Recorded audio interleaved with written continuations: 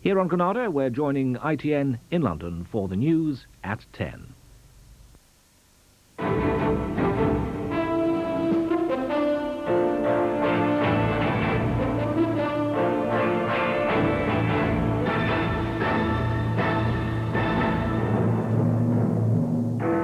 Have Soviet agents been among the Greenham Common women?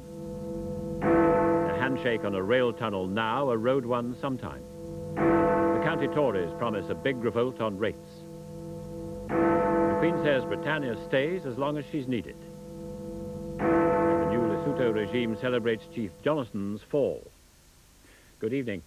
It's being claimed tonight that Soviet agents have infiltrated the women's protest groups at Greenham Common to spy on the American cruise missiles stationed there. The report in Jane's Defence Weekly, a paper circulating among military experts, says the information has come from an East European defector in the United States and has been confirmed by American satellite surveillance. The paper says the agents have been women members of the Soviet Special Forces, Spetsnaz, the Soviet equivalent of the SAS. Jane's has been internationally acknowledged as a leading authority on defence matters. It says its report has been checked and verified by senior defence officials on both sides of the Atlantic. The claim is that highly trained women, agents of the SAS-style Soviet Spetsnaz Special Forces, have maintained a presence at Greenham Common since American cruise missiles arrived there in 1983. They're trained to incite protesters to mount demonstrations, to test the defending forces' reaction, and to monitor security arrangements and timings of cruise missile convoys leaving Greenham Common. In time of tension, their task would be likely to include the attachment to missile convoys of passive miniature radio homing devices now being used by Spetsnaz forces in Afghanistan. So, when the missiles scattered to their secret firing positions, possibly hundreds of miles from Greenham Common, enemy planes and missiles could still find and destroy them, no matter how well they were hidden. The defector claims that up to half a dozen Spetsnaz agents have been present at or near Greenham Common at all times since the missiles arrived, that they infiltrated women's protest groups at the base, and that one of the agents is a British woman. It is a known Spetsnaz tactic to use, when possible, agents native to the country of operation. Certainly since 1983, events at Greenham Common have followed the scenario with or without Spetsnaz. Security, particularly around the perimeter fence, has been breached several times. Large, often heated demonstrations have taken place, with arrests by the dozen. The defector has also outlined exactly how the agents are prepared for their work. They're already proven soldiers, they'd have to be, for selection into the 27,000-strong Spetsnaz forces. The women agents are then trained at special camps situated in the Carpathian military district and the Ural and Volga military districts of the Soviet Union. The camps include mock-ups of Greenham Common defences and installations. This is a Pentagon assessment of just such a training facility based on their own satellite pictures.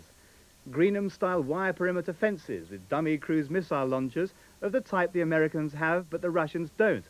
The missiles and other military hardware are far too close to the outer fence for this to be a real nuclear base, and that's enough to satisfy experts that this is a picture of a training camp in between exercises. Spetsnaz training includes attacking the missile sites under wartime or peace conditions in preemptive strikes and to act as beacons for other Spetsnaz and airborne troops. The operation is under the control of the GRU, the main intelligence directorate. When trained and prepared, the agents are seconded to the Western Theater Military Command. That's headed by Marshal of the Soviet Union Nikolai Vasilyevich Orgarkov. Once established and integrated at Greenham, the agents are supposed to finance themselves. They would holiday abroad when necessary, says the source, to meet their controller. Those who go to Austria journey on to keep their rendezvous in Czechoslovakia, while others travel to Yugoslavia and then go on to Bulgaria. Agents are changed fairly regularly to give as many as possible operational experience, and this would suggest that dozens of separate Spetsnaz women agents have been used at Greenham in the last 2 years. Spetsnaz were highlighted as a major threat by the Ministry of Defence last year when Exercise Brave Defender centred on countering enemy strikes against military installations around Britain. Here, British forces played the part of Spetsnaz.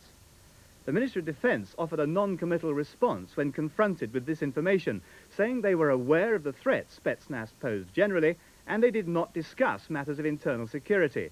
The report has not been denied, but has been discussed at the very highest levels. So the main question for the MOD now is, are there Spetsnaz forces at other UK or NATO bases in Europe or America? And what steps are being taken to see that the threat is permanently removed? The Vice Chairman of the Campaign for Nuclear Disarmament, Mrs. Joan Ruddock, has just said that the peace movement had no desire to give advantage to either side. She said, if enemy agents are near the base, why aren't they being arrested? Mrs. Ruddock added, the best-kept secrets of Greenham are political. Mrs. Thatcher and President Mitterrand of France confirmed today that the Channel link is to be a rail link, though there'll be a road tunnel option later. As the two leaders signed their agreement in France today, the government here said it had achieved what it wanted, insisting in the last-minute negotiations that Britain got an equal share in the huge new rail operation. Work on twin rail tunnels linking Cheriton in Kent and Saint-Gat near Calais could start next year. The builders are the Channel Tunnel Group. It'll cost them £2.3 million. 20 trains a day could be carrying passengers, cars and lorries under the sea in 7 years' time, plus a through train service between Britain and other places on the continent. The decision to go for a rail-only tunnel now came as no surprise, but the strength of the commitment by both countries to a road tunnel in the future was.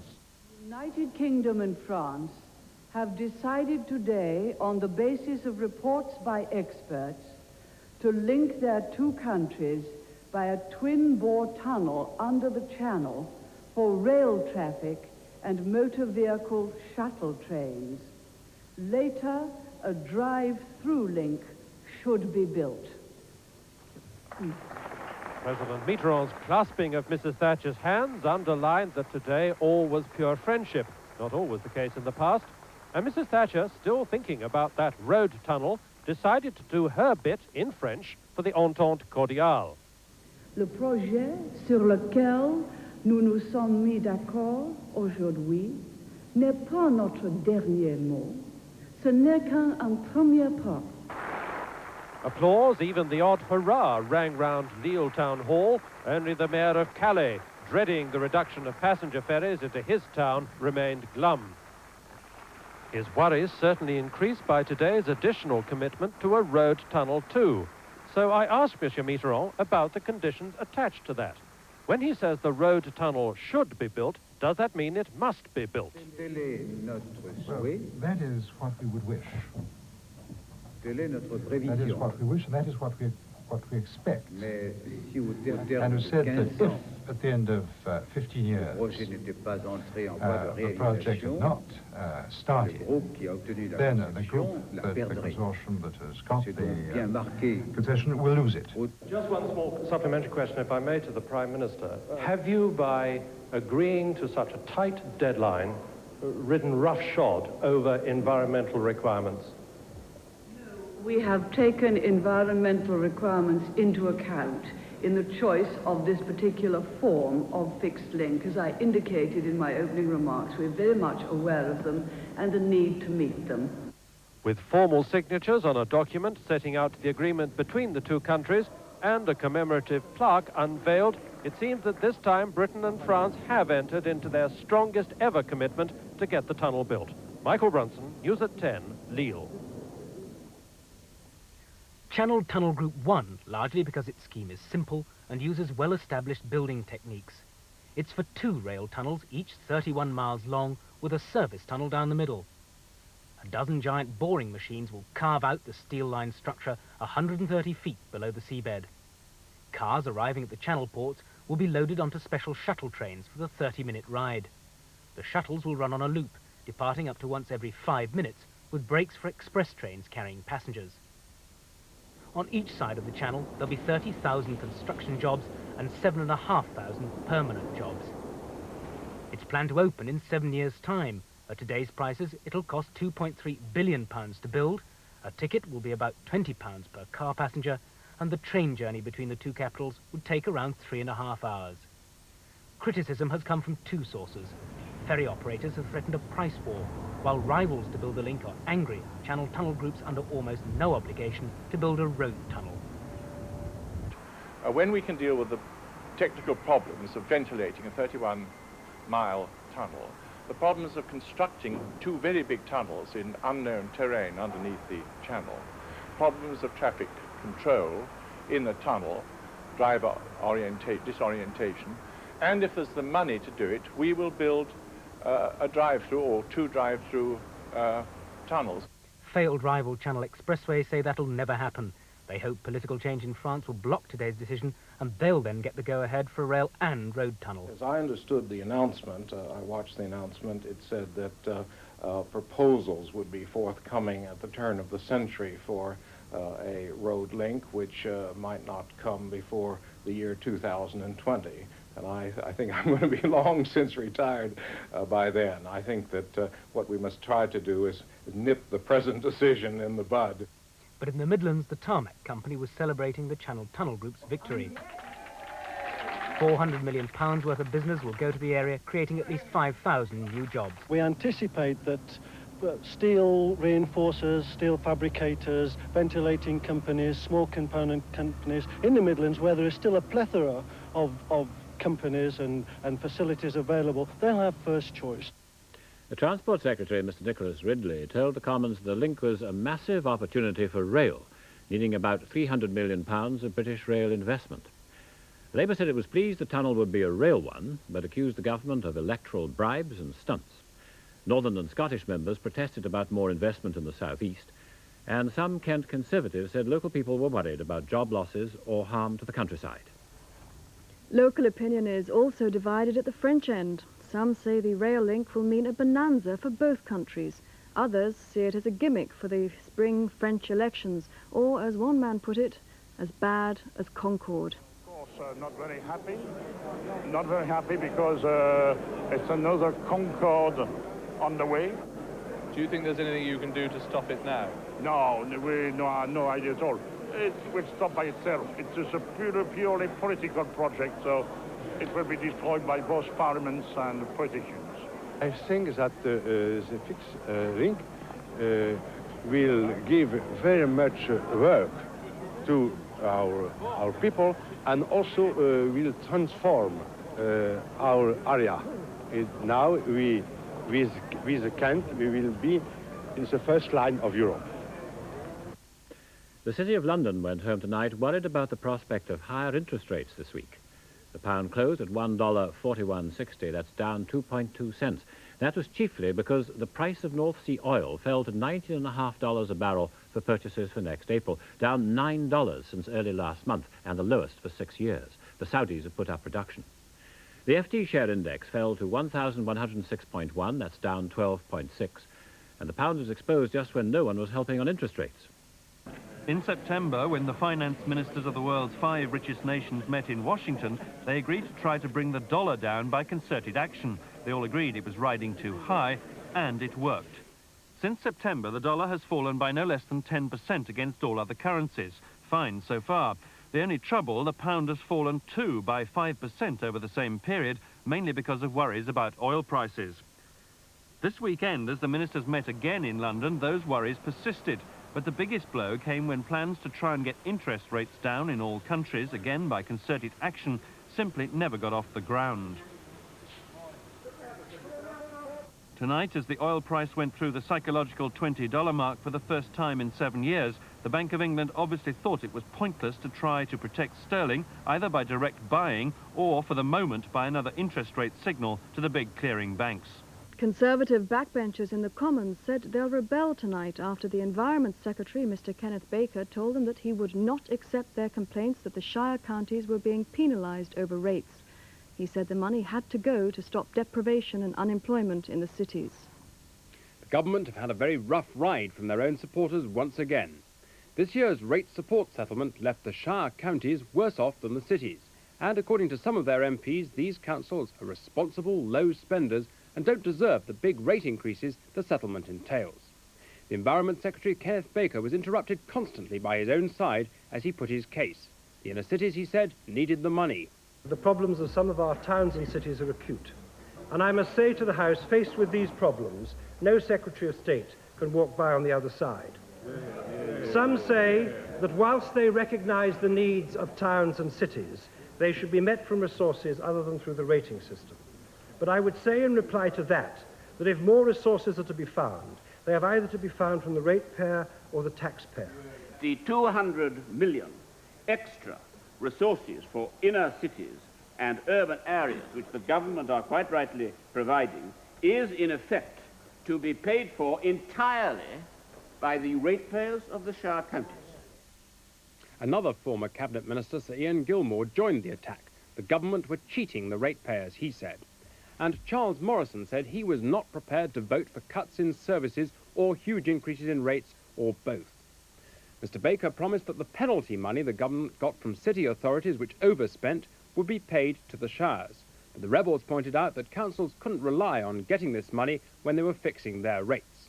Well, the debates run into extra time. We don't expect a vote until 11 o'clock, but there could be up to 50 rebels. David Walter, News at 10, Westminster. The Royal Yacht Britannia is again lying off Aden tonight, but the latest British refugees are back in London with some stirring stories. The report next. Plus, after the coup in Lesotho, the celebrations for the cameras. And will Northern Ireland decide anything new this week? That's in a couple of minutes.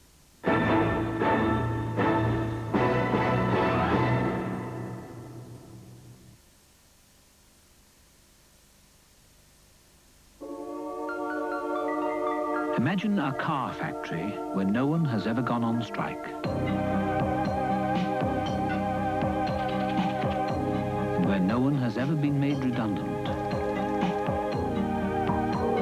Imagine if the managing director dressed just the same as the men on the line. Imagine if the management and the workers got together every day to see how they could make their cars even better. Maybe then it would be possible to make cars so good you could guarantee them for 3 years or 100,000 miles. Is this just a flight of fancy?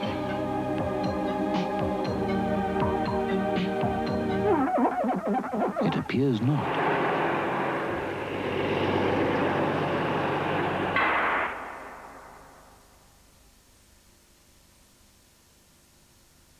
I'm just starting out in life, but my standards are already pretty high.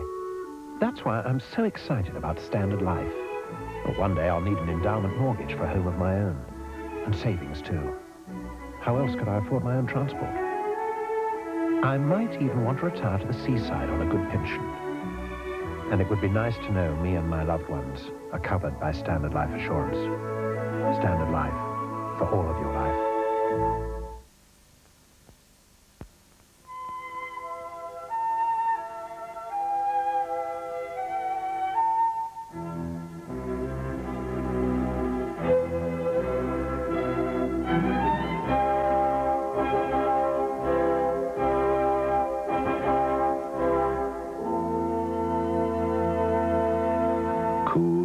Slow-burning, satisfying St. Bruno, the patron saint of pipe smokers. When you go to sleep, don't fall prey to the nighttime terrors like ghouls and spectres and Spots. Spots just love the night, working away with the oil and dirt ordinary washing leaves behind. But Spots hate Clearasil, lotion and now milk, both with that pore deep cleansing and antibacterial action. Use Clearasil morning and especially at night, and you will help prevent spots going bump in the night.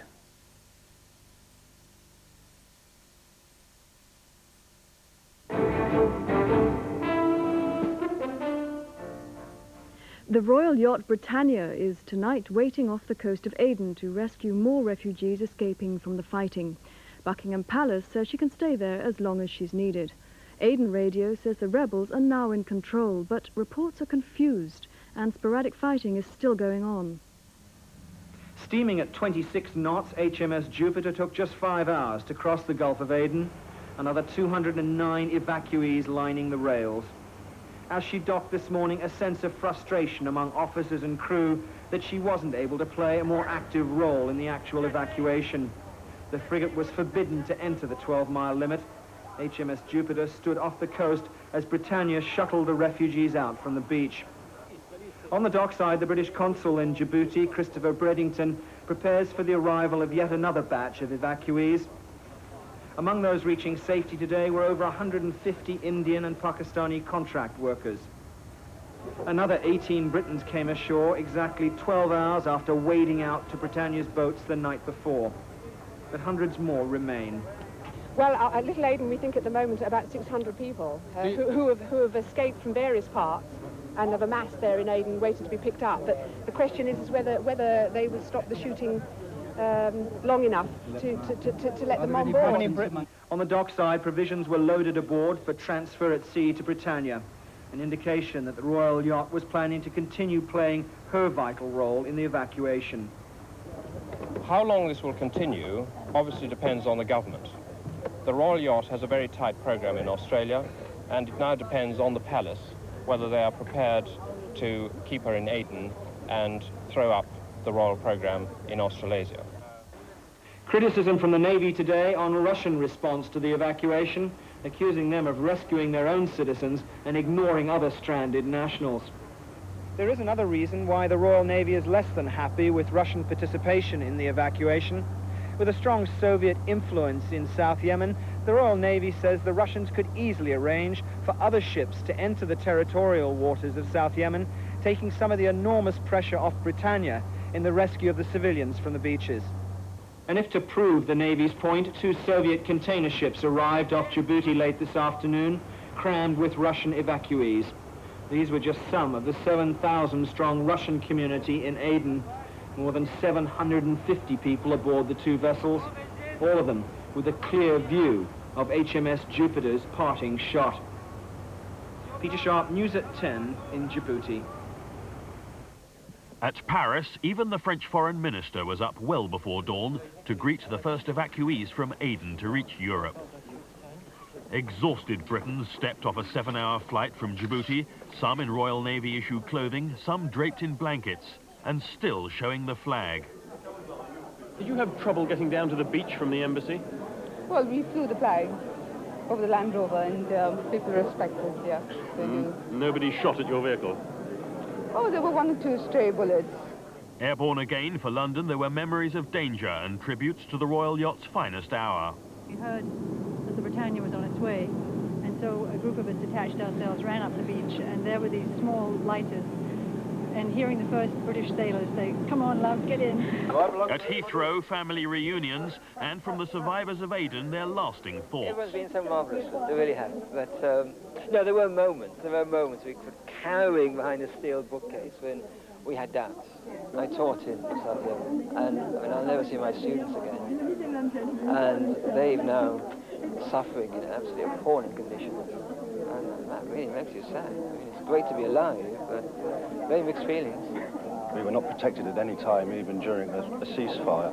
Stray bullets, spent bullets, all could penetrate the building rather easily. And from that point, for 5 days, we did live on tender hooks, literally. Lovely to be back. Was there any time then you thought you might not make it? A couple of times. All said they'd go back when peace was restored, but tonight they were glad to be home. Ian Glover-James, News at 10, with the Aden evacuees.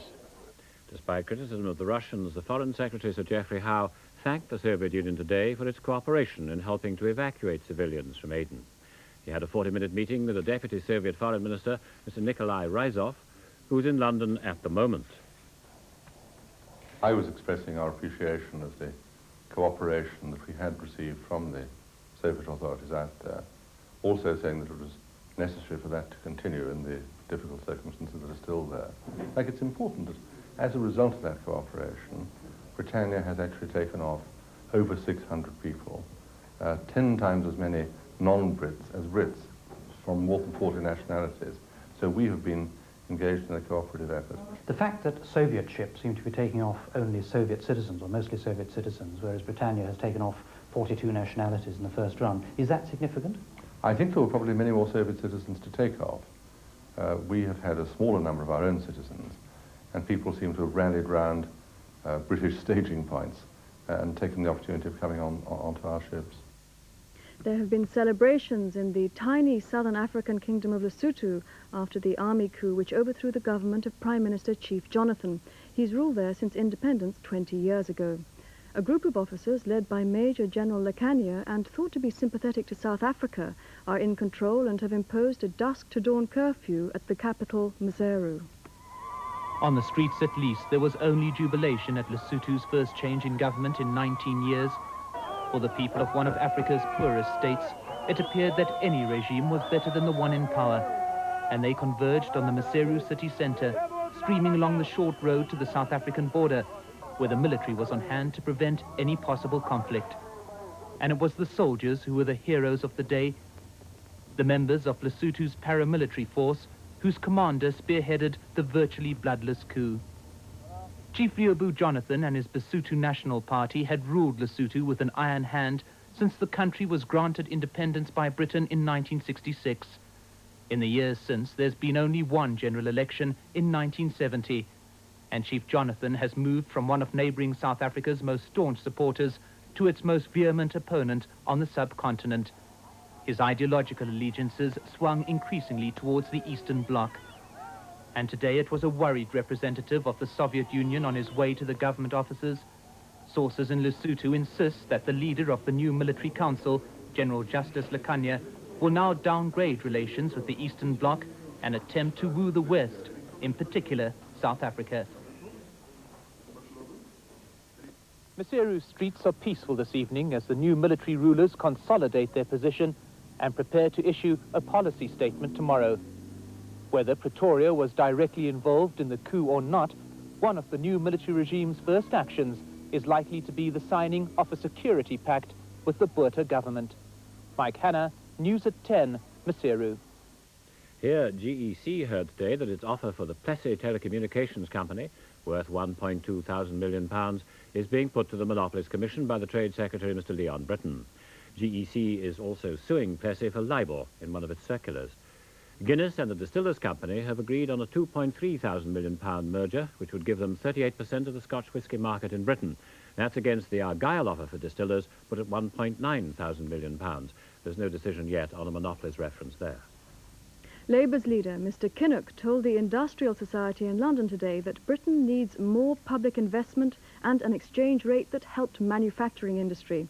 He said the country really had to change or decline. I know that over the years, we've been told many times that the British economy has reached many watersheds and arrived at many crossroads. More watersheds indeed than the Himalayas, more crossroads than the M25. But such is the scale and such is the depth of the present problems that we must now change radically or decline irretrievably as a manufacturing nation. More than £300 million of American aid, mostly for Northern Ireland, is expected to be announced next month. That's according to the leader of the province's Social Democratic and Labour Party, Mr. John Hume, who's just back from Washington. But it is conditional on the success of the Anglo-Irish agreement. 15 Unionist MPs have resigned to oppose the agreement, and they see Thursday's by-elections as a referendum on it.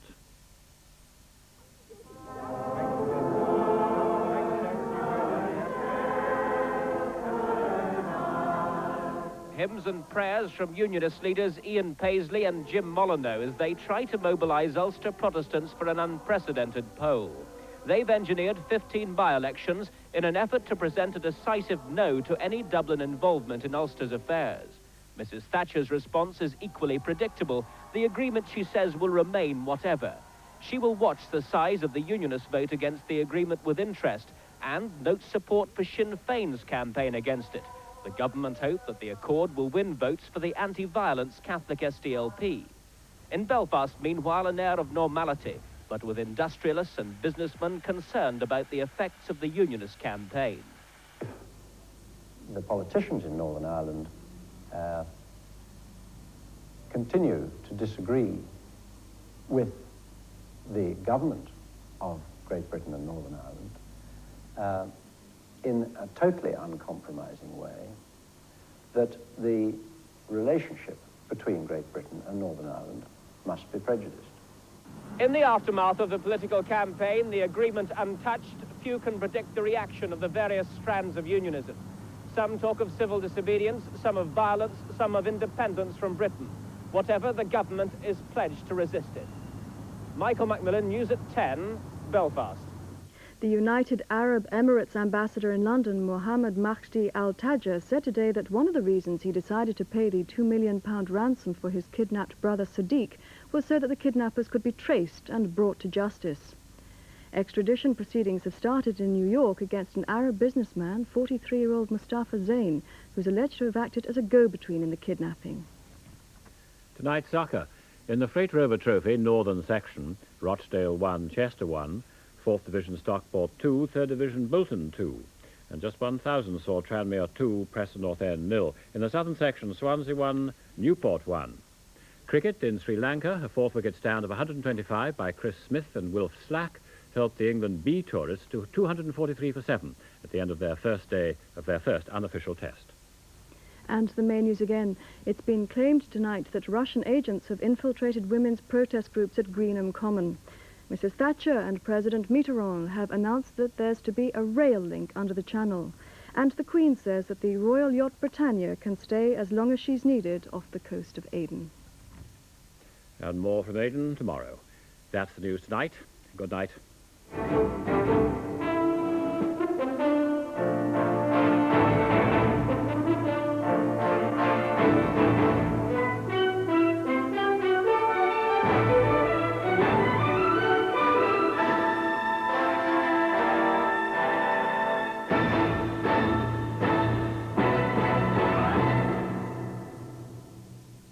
Now, the forecast, later tonight, rain will give way to clearer weather with just a few showers. Lowest temperature 4 degrees centigrade, that's 39 Fahrenheit. Tomorrow, sunny intervals are expected, but also showers. 1 or 2 of these could be heavy, especially over northern and westernmost parts of the region. Temperatures lower than today's, but still reaching 6 degrees centigrade, 43 Fahrenheit. Fresh or strong southwesterly winds with gales in exposed parts will turn more westerly during tomorrow. That's the weather forecast. Next, a new series, Double Vision, offers film and discussion on Northwest issues.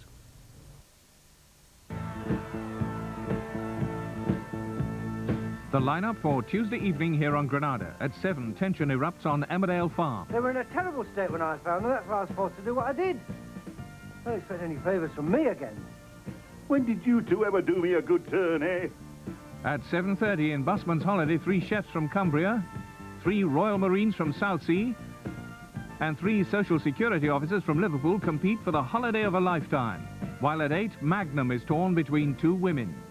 I'm talking about the mental institution she was committed to for trying to murder me. Did you ever try and kill her? No! Never, I swear! 9 brings boon and an encounter with wealth. To tell you the truth, I've got a little bit of cash on me. Well, and that's the problem. Wait a little bit. Posh here, isn't it? Quite posh. I've had a lot of years in the 3rd Division. No more. An exciting lineup for Tuesday evening here on Granada.